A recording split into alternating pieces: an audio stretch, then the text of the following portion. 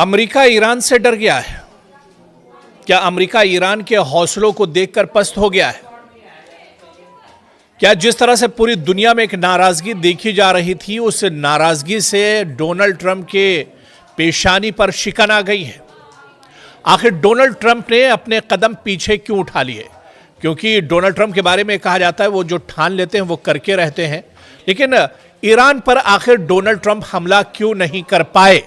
ये सवाल बहुत अहम और बहुत बड़ा है, क्योंकि डोनाल्ड ट्रंप पिछले 10 दिनों से जो भी बयान दे रहे थे ईरान से मुतालिक, उसमें यह बात जरूर कह रहे थे कि वो सख्त एक्शन लेंगे और बड़ा कदम ईरान के खिलाफ उठाएंगे।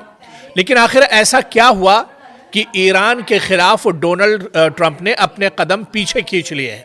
आज इसी को हम समझने की कोशिश करेंगे, क्योंकि डोनाल्ड ट्रंप भी अब समझ चुके हैं कि आज का ईरान 1980 वाला ईरान नहीं है।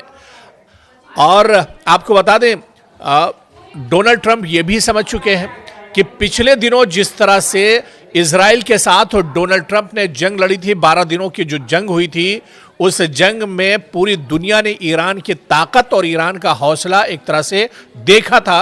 और इसी वजह से डोनाल्ड ट्रंप कोई भी कदम उठाने से पहले बहुत सोच रहे थे। हालांकि मीडिया में बार बार वो आ रहे थे, बार बार बयानबाजी कर रहे थे, लेकिन जो भी बयान उनका आ रहा था उस पर फौरन ईरान की तरफ से जवाब भी आ रहा था। कभी ईरान के supreme leader Ayatollah Ali Khamenei, कभी ईरान के आर्मी चीफ की तरफ से, कभी ईरान के फॉरेन मिनिस्टर की तरफ से, कभी ईरान के दूसरे लीडरों की तरफ से।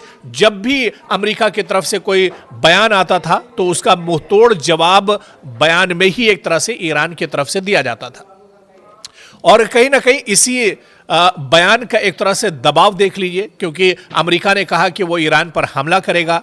ईरान ने कहा कि अगर अमेरिका ईरान पर हमला करता है तो वो एक तरह से इजराइल को नेस्त नाबूद कर देगा। और मशरिक़ वस्ता में जितने भी एयरबेस अमेरिका के हैं, चाहे अल उदैद एयरबेस की बात करें जो कतर में है, और ईरान ने कहा कि सभी एयरबेस उसकी बैलिस्टिक मिसाइल के निशाने पर हैं। थोड़ी सी भी गलती अगर अमेरिका की तरफ से होती है तो मशरिक़ वस्ता में ईरान अमेरिकियों को जीने नहीं देगा और अमेरिका के जो एयरबेस हैं उन पर सीधा टारगेट ईरान करेगा।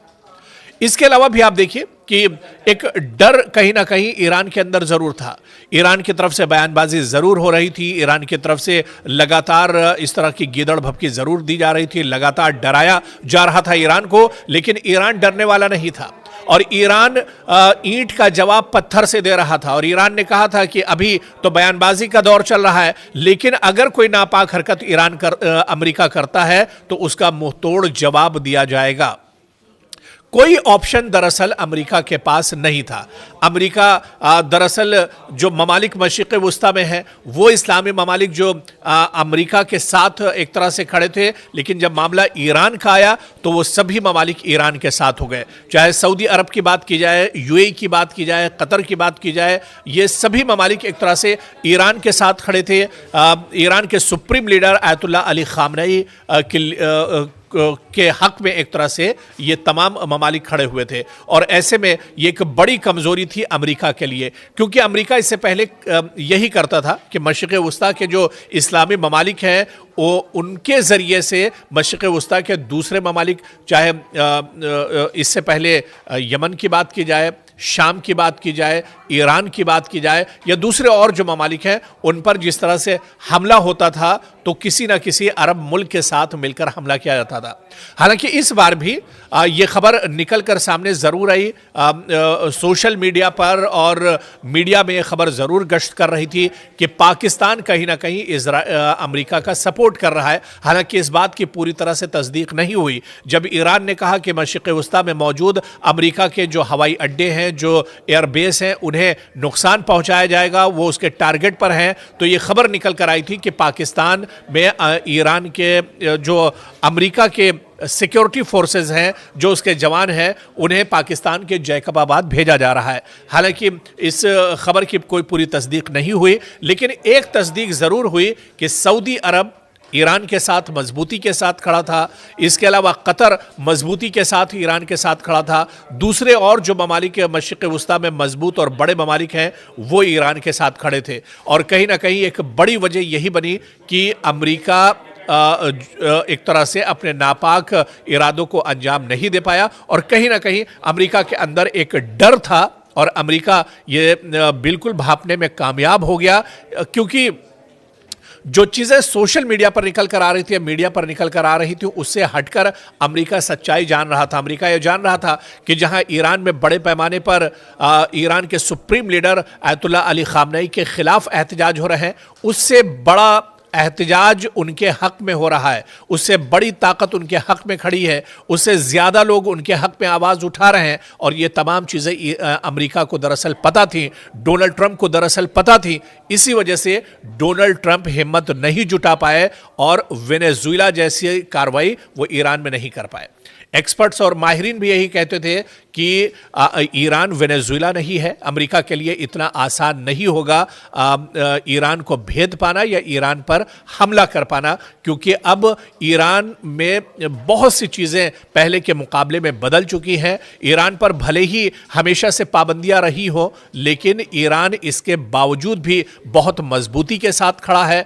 ईरान की इकोनॉमी भले ही टूट रही हो, लेकिन ईरान के लोगों का हौसला नहीं टूटा है। ईरान की आर्मी, ईरान की फौज, ईरान के लोग आज भी ईरान के supreme leader ayatollah Ali Khamenei के साथ शाना बशाना एक तरह से खड़े हैं। और यही सबसे बड़ी वजह थी अमेरिका के डर की और डोनाल्ड ट्रंप के पीछे हटने की। डोनाल्ड ट्रंप पिछले 10 दिनों से जो भी बयान दे रहे थे ईरान से मुतालिक, उसमें यह बात जरूर कह रहे थे कि वो सख्त एक्शन लेंगे और बड़ा कदम ईरान के खिलाफ उठाएंगे। लेकिन आखिर ऐसा क्या हुआ कि ईरान के खिलाफ डोनाल्ड ट्रंप ने अपने कदम पीछे खींच लिए हैं? आज इसी को हम समझने की कोशिश करेंगे, क्योंकि डोनाल्ड ट्रंप भी अब समझ चुके हैं कि आज का ईरान 1980 वाला ईरान नहीं है।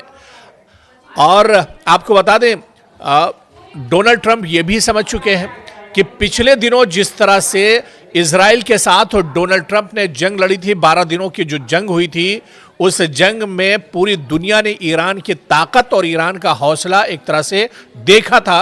और इसी वजह से डोनाल्ड ट्रंप कोई भी कदम उठाने से पहले बहुत सोच रहे थे। हालांकि मीडिया में बार बार वो आ रहे थे, बार बार बयानबाजी कर रहे थे, लेकिन जो भी बयान उनका आ रहा था उस पर फौरन ईरान की तरफ से जवाब भी आ रहा था। कभी ईरान के supreme leader ayatollah Ali Khamenei, कभी ईरान के आर्मी चीफ की तरफ से, कभी ईरान के फॉरेन मिनिस्टर की तरफ से, कभी ईरान के दूसरे लीडरों की तरफ से। जब भी अमेरिका की तरफ से कोई बयान आता था तो उसका मुंहतोड़ जवाब बयान में ही एक तरह से ईरान की तरफ से दिया जाता था।